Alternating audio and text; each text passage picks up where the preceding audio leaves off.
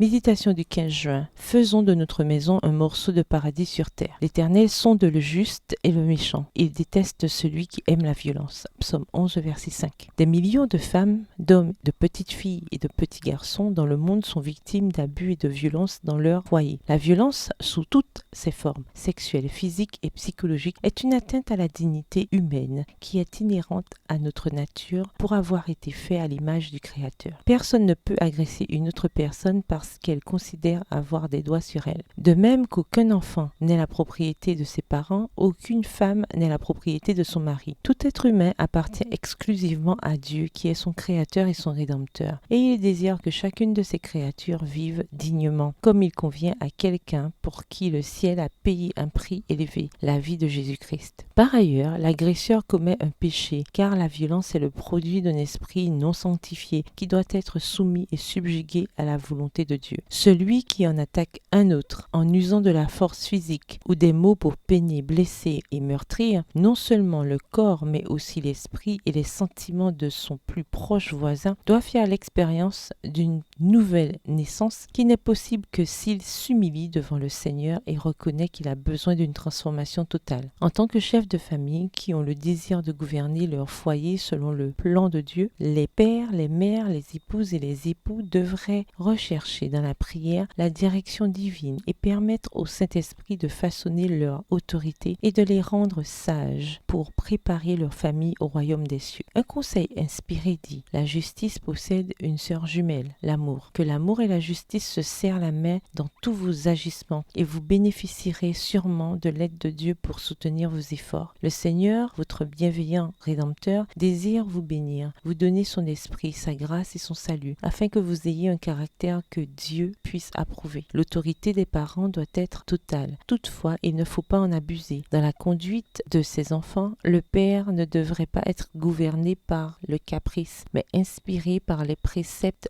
de la Bible. Quand il laisse libre cours à ses mauvais traits de caractère, il devient un despote. Texte tiré du livre Élever l'enfant, au chapitre 45, à la page 273, écrit par Ellen G. White. Bonne journée, que l'Éternel vous bénisse.